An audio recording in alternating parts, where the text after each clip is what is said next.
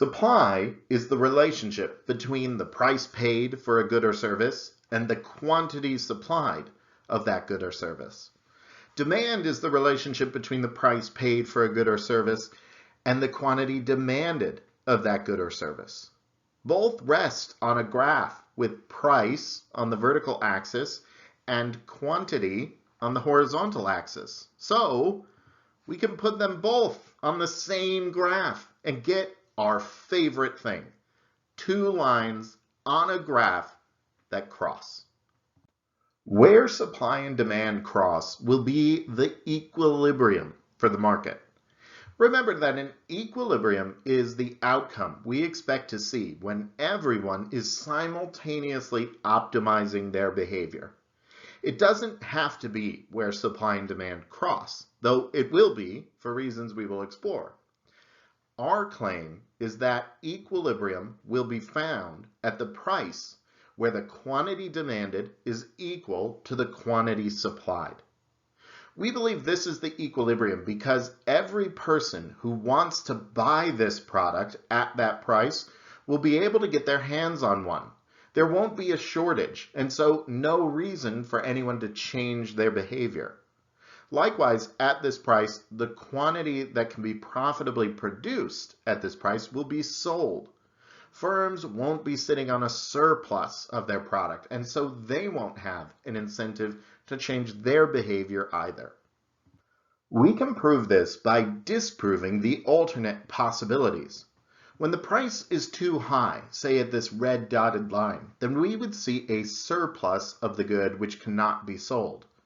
The high price would mean consumers turn away from the good, choosing to spend their money on other things, and so the quantity demanded would be low. But that same high price will encourage producers to overproduce. Imagine you were a farmer growing potatoes, and a neighboring farmer came back and said he just got paid $100 per carrot. Wouldn't you immediately jump into the carrot market instead? But there aren't enough customers to support all the businesses trying to get rich quick by selling this overpriced item. Those firms have a huge incentive to lower their price in order to sell their surplus product. Competition between sellers is what drives the price down. At a price above equilibrium, sellers have this huge incentive to jump into the market and drive that price down. But once we hit equilibrium, everyone still left in the game will be able to sell all that they produce because the lower price also attracts more customers. There's no incentive anymore to cut the price, as that would just be giving the product away for less than they need to. What if the price were too low? Then there would be a shortage of that good.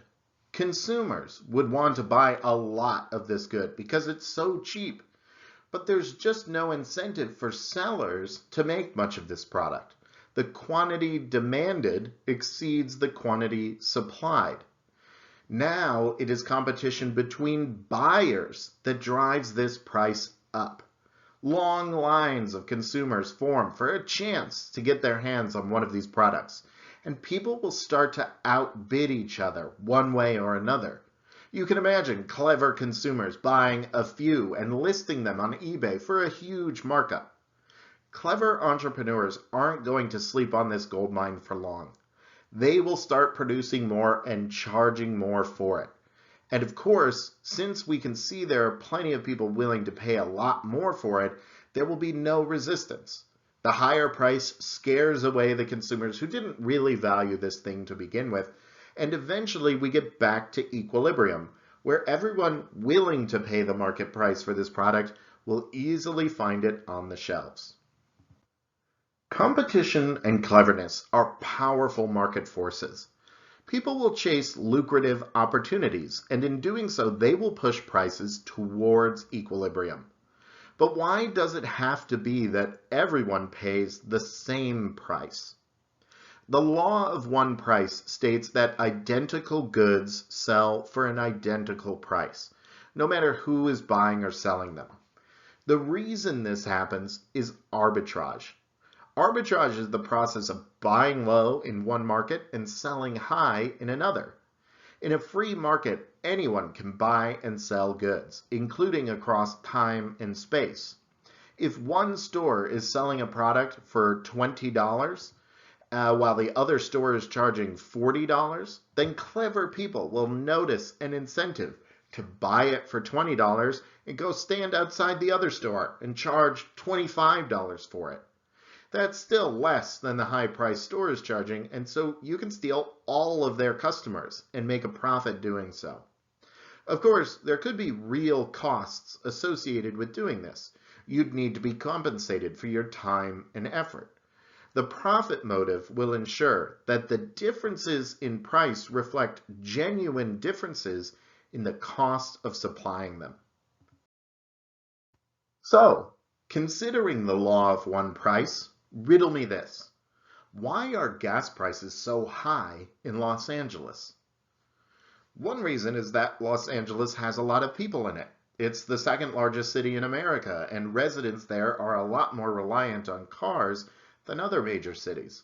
So the demand for gas is really high, and as we know, high demand means higher prices. But this cannot possibly be the reason. If that were so, it would present a major arbitrage opportunity. Chevron could take some of their gas from Phoenix, meaning they'll lose out on a smaller amount we would pay for it, but bring it to LA and sell it at a much higher price. They would end up making more money. Since the gas in LA is the same as the gas in Phoenix, the only reason there could be a difference in the price would be that it is genuinely more expensive to get the gas to LA and sell it there than it is to sell in Phoenix. Higher costs of land, state-level regulations and taxes, and higher transportation costs are all reasons gas in LA is more expensive. The premium people in Los Angeles pay for gas is not due to high demand. It is due to higher costs of production. Or, if we put it another way, the part of the price that goes towards paying for the gasoline is the same across the whole country. And the difference in the final price is due to differences in other costs associated with supplying gasoline. And that is the law of one price in action.